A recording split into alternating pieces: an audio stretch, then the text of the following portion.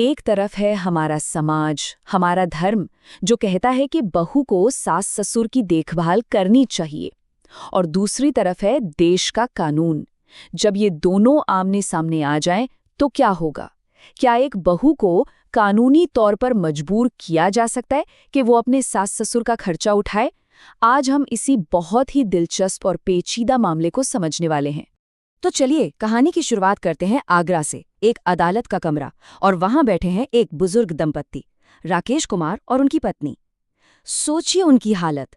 अनपढ़ हैं, अपना इकलौता बेटा खो चुके हैं जो उनके बुढ़ापे का सहारा था। अब उनकी आंखों में ना उम्मीद है, ना कोई आस, बस एक गहरी हताशा है। और इसी हताशा में वो पहुंचे हैं अदालत के दरवाजे पर।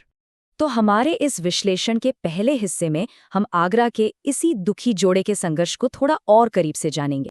तो देखिए हुआ क्या। बेटे की मौत के बाद जो घर का इकलौता कमाने वाला था, ये बुजुर्ग जोड़ा बिल्कुल बेसहारा हो गया।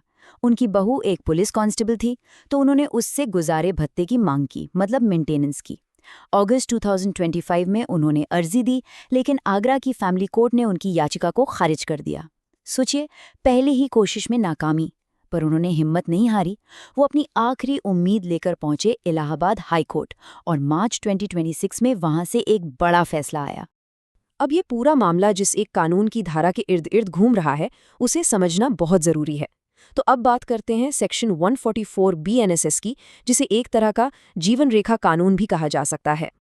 तो ये सेक्शन 144 BNSS है क्या?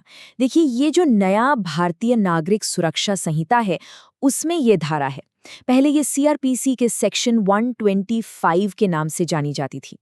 इसका मकसद बहुत सीधा और साफ है, एक तरह का सोशल जस्टिस देना। ये कानून बनाया ही इसलिए गया है ताकि समाज के जो सबसे कमजोर लोग हैं, उन्हें बेसहारा ना छोड़ा जाए। आप इसे ऐसे समझ सकते हैं कि ये डूबते को तिनके का सहारा देने जैसा है। लेकिन सवाल ये है कि ये तिनके का सहारा आखिर मिल किसको सकता है? कानून इस बारे में बिल्कुल साफ है, कोई कंफ्यूजन नहीं। इसके तहत सिर्फ 4 कैटेगरी के लोग ही मेंटेनेंस मांग सकते हैं। पहली, पत्नी जो अपना गुजारा नहीं कर सकती। दूसरे, नाबालिग बच्चे। तीसरे, ऐसे वयस्क बच्चे जो किसी शारीरिक या मानसिक अक्षमता की वजह से अपना ख्याल नहीं रख सकते, लेकिन इसमें शादीशुदा बेटी शामिल नहीं है। और चौथे, माता पिता जो अपना गुजारा करने में असमर्थ हैं। अब यहाँ सबसे जरूरी बात पर ध्यान दीजिए। इस पूरी लिस्ट में कहीं भी सास ससुर का जिक्र है? नहीं। और यही इस पूरे केस का सबसे बड़ा पेंच था। तो अब आते हैं मामले के सबसे अहम मोड़ पर। अदालत ने क्या फैसला सुनाया? यहाँ हम देखेंगे कि कैसे कानून की जो सख्त व्याख्या है, वो भावनाओं या सहानुभूति पर भारी पड़ गई। इलाहाबाद हाईकोर्ट के जस्टिस मदन पाल सिंह ने अपने फैसले में एक लाइन कही जो इस पूरे मामले का सार है। उन्होंने कहा, विधायिका ने अपनी समझदारी में सास ससुर को इस प्रावधान के दायरे में शामिल नहीं किया है। मतलब उनका कहना साफ था कि कानून बनाने का काम संसद का है, अदालत का नहीं। अगर संसद ने किसी को लिस्ट में नहीं डाला है, तो कोर्ट अपनी तरफ से उसे नहीं जोड़ सकता। ये एक बहुत ही सीधा और कड़ा संदेश था। तो इस फैसले से क्या बड़ी बातें निकल कर आईं? चलिए इसे पॉइंट बाय पॉइंट समझते हैं। पहली बात, कोर्ट ने कहा कि मेंटेनेंस का अधिकार कोई इमोशनल या मॉरल अधिकार नहीं है। ये पूरी तरह से स्टैट्यूटरी है, मतलब जो कानून में लिखा है बस वही मिलेगा। दूसरी बात, और सबसे अहम, कि इस कानून के तहत जो योग्य दावेदार हैं, उनकी लिस्ट में सास ससुर का नाम ही नहीं है। तीसरी बात ये कि देखिए, नैतिक जिम्मेदारी एक अलग चीज है और कानूनी जिम्मेदारी बिल्कुल अलग। और आखिर में कोर्ट ने यह भी साफ किया कि विरासत या प्रॉपर्टी के झगड़े अलग हैं, उन्हें मेंटेनेंस के केस से नहीं जोड़ा जा सकता। और यहीं से हम इस केस के दिल तक पहुंचते हैं, यानी नैतिक कर्तव्य और कानूनी कर्तव्य के बीच का जो टकराव है, उसको समझते हैं। तो देखिए, ये जो टकराव है वो कितना साफ है। एक तरफ है हमारी सामाजिक उम्मीद जो मानकर चलती है कि भाई बहू है तो पति के माता पिता की देखभाल तो करेगी ही, ये एक नैतिक अपेक्षा है। लेकिन दूसरी तरफ है कानून, सेक्शन 144, जो कहता है कि बहू पर ऐसी कोई कानूनी बाध्यता नहीं है। और यही वो खाई है, वो गैप है जिसे इस केस ने सबके सामने लाकर खड़ा कर दिया।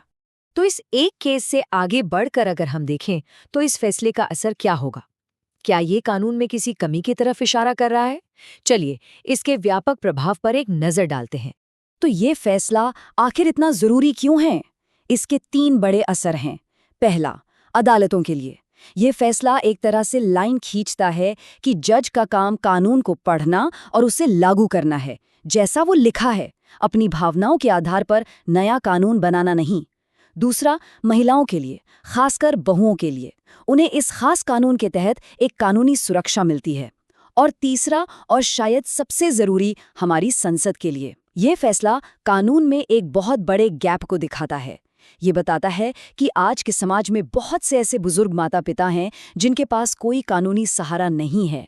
तो देखिए, कोर्ट ने तो अपना काम कर दिया, कानून की व्याख्या कर दी, लेकिन अब एक बड़ा सवाल खड़ा हो गया है, और ये सवाल अब संसद के लिए है। क्या आज के बदलते समाज को देखते हुए इस कानून को बदलने का वक्त आ गया है? क्या पार्लियामेंट को इसमें संशोधन करना चाहिए? और आखिर में हम इस एक बहुत ही गहरे विचार के साथ इस चर्चा को समाप्त करते हैं। देखिए, कानून तो अपनी लकीरें खींच देता है, लेकिन यह समाज की जिम्मेदारी है कि वो ये देखे कि कोई उन लकीरों के बीच से फिसलकर गिर ना जाए।